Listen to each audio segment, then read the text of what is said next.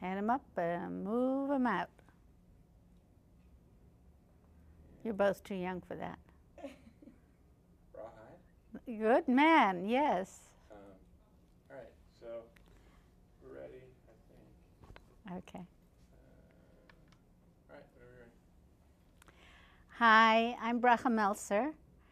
To give you a quick background, I was born in Dublin, Ireland, grew up in London, England, have lived in Israel. I spent a year on Hachshara and Kibbutz Lavi during a very exciting year. It was before, during, and after the Six-Day War, aging myself a little bit. And now living in Flatbush, married. I have 2 stepchildren, and I am a life coach. I started TCL coaching about 3.5 years ago, and I work with a diverse population dealing with people who are in transition. What I want to talk to you today is about greening your marriage. It's a workshop I created because many of my friends, some of them have been going through difficulties, and others were not yet married and were chalishing to get married. So what I wanted to do was to think about what is a thing that people do not pay attention to. And what that is, for me, is expectations. What do we expect of ourselves? And what do we really expect of the other person?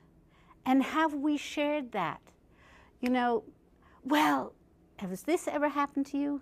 He should know. Or why doesn't she? Well, unless I tell you that you've stood on my toe, I won't know. There's no way. I may carry the pain. I may even yelp a little. But if I don't really address the situation, I'm nowhere. We're talking, I'm here, and the other person is there. And before we even get married, we have, especially us women, we like to fantasize how our home will be like, what my marriage will be like, what my Shabbos will be like, what my holidays will be like, my relationships with my in-laws.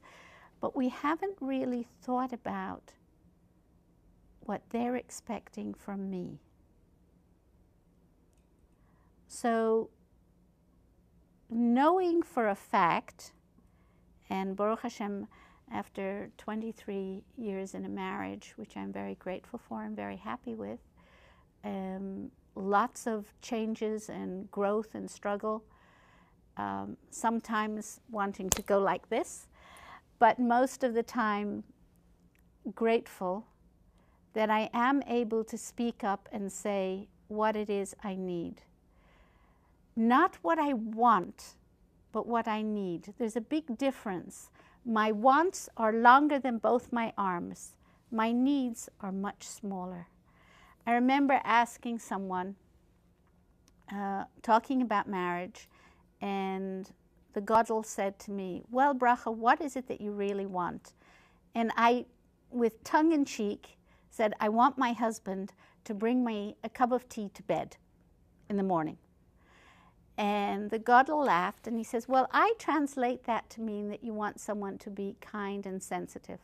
And that was one of the first things on my list.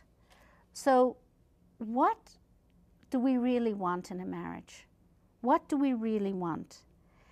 And I remember going to a class that Rebbetzin Zipporah Harris gave, and she said that to know that the most important ingredient of marriage is persistent effort over time.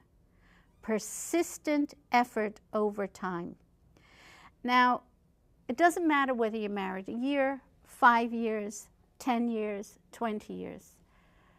What happens is we begin to see things, well, you know, the curtains are yellow and red. We know they're the curtains. Very often we don't see the pattern anymore, which was why we bought it in the first place. And I'd like to recommend that unless there is mutual commitment to the relationship, and I say mutual because it can work, and it does very often work, where one person is more committed than the other. But if you really want it to be your corporation, and if you think of it, no CEO of any corporation who's worth his salt doesn't have a game plan. What's he going to do in the first 5 years? What's he going to do in the 10 years? Oh, well, you say, you know, I have no time. Bracha, how do you expect me to create a plan? I have no time. I've got the kids, I've got this, I've got that, I've got work. I'm running after my tail. When you go into your office or you teach, you have a game plan. Your boss has expectations of you. Your husband has expectations of you, or your wife. And for the men out there who may be listening to this, you need to share your expectations, not your demands. It is not nice to demand that your kitchen or your table or your lunch or your supper is there at 6 o'clock. If your wife has 4 kids, 2 of them in the bath, that's not realistic. But what do you expect to give? Who are you? I did an exercise in one of the classes that I gave, and I asked people to write down what they expected of marriage or a relationship. So I'm going to read the list. Okay? Love, intimacy, affection, tenderness, devotion, passion, acceptance, tolerance, favorable reception, recognition, acknowledgement, thanks, respect, sharing, distribution of labor. Hear that, ladies? The men don't necessarily hear that one. Trust, confidence, count on the person will be there for you, security, protection, sense of well-being, happiness, joy, optimism, pleasure, gratification, closeness, understanding, creating a home. A home has to be full of Torah and mitzvahs and maasim tovim, and my husband has to be ko'ev kvitim. Companionship, freedom, independence, choice, fun, recreation and laughter. Well, this was from 3 different people, and some of the others I got from other people. It's a long list. It's a very long list of expectations. What we first need to do, because we can never change another person. I can only change me, my attitudes, and how I behave. And I truly believe a very important ingredient in a marriage, a good marriage, is putting gratitude into your attitude. And recognizing, first of all, what am I giving? Now, many people say, why is it always me? I always have to give. Well, let's look at it as a bank account. If I don't keep on making deposits into the marriage bank account, and I'm only making withdrawals because I'm taking, then I'm not going to have an even balance. I won't even have any credits, and I'll end up only with debits. So first of all, I have to look at, what am I bringing? What am I giving? And when can I keep my mouth closed? Do I have to react? Or can I wait and take a step back and respond? I had a couple who came to me for marriage counseling. One of the things I do, I'm involved with Sister to Sister, and I'm also involved with Toshia and Sparks. But one of the couples that did come to me, they were constantly fighting. he never hears me. I say this, she says that, and it got to be really very nasty. So I asked them both that when they started shouting at each other, they take one step back, to physically actually take a step back. And they laughed at me. That's ridiculous. I said, take a step back. And in the session together, I actually had them take a step back. And I said, keep on going. And the more they shouted, I said, take another step. And finally, when they were a little bit further, they began to realize, by taking a step back, that they could look at it or hear it differently. So the same with our expectations. Are our expectations real? Is my expectation that of a child or an adolescent or an adult? And these are all components in us. We all have the child and the adult and the adolescent. And sometimes our needs, because of our past history, our anger or our frustration or our expectations are coming from that need and want. So if we can be honest with ourselves and look at that and say, oh, okay, but now I know where it's coming from. Now let me say to Moshe or Shloime or Chaim or Yankel, you know, I really need you to pick up your coat and hang it in the closet. It drives me to drink. It's small. Now, if you can do that, that's fine. Soll sein gesund, and my husband and I, we get on very well, but there are certain things that I do that really upset him. I grew up in Ireland where the water is hard. And so when I'm washing dishes, I put in a lot of soap, detergent. In America, the water is softer. Now, that's silly for him to get upset about, but it irritates him. This is a simple thing to change.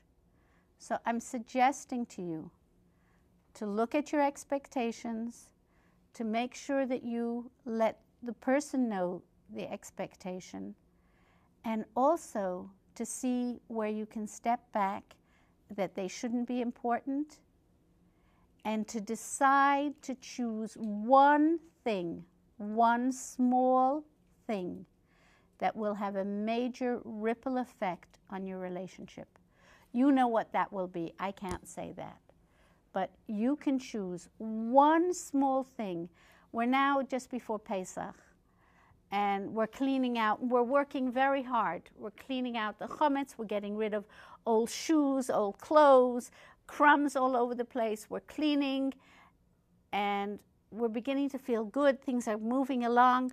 Oh, but I'm so tired because there's so much to do. Right. That's wonderful.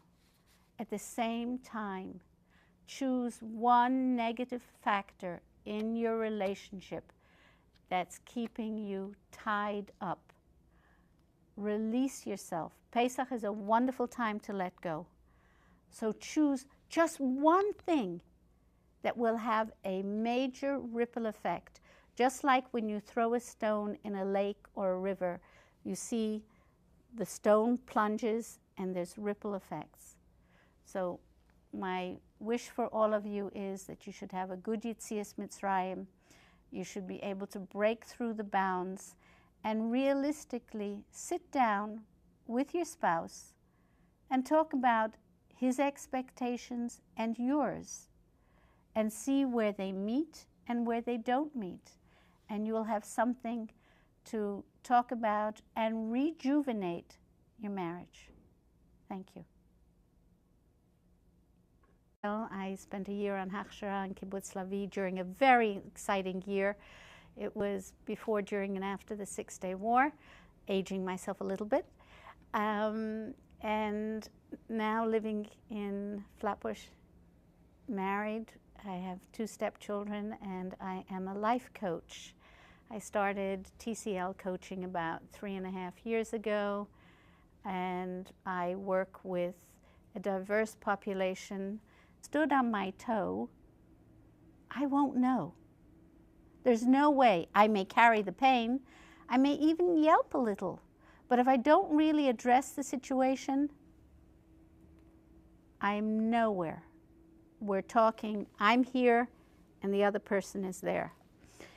And before we even get married, we have, especially us women, we like to fantasize how our home will be like, dealing with people who are in transition. What I want to talk to you today is about greening your marriage. It's a workshop I created because many of my friends, some of them have been going through difficulties, and others were not yet married and were chalishing to get married. So what I wanted to do was to think about what are, hand them up and move them out. You're both too young for that. Rawhide? Good man, yes. All right, so we're ready, I think. Okay. All right, whenever you're ready.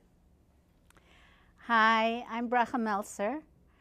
To give you a quick background, I was born in Dublin, Ireland, grew up in London, England, have lived in Israel. What is a thing that people do not pay attention to?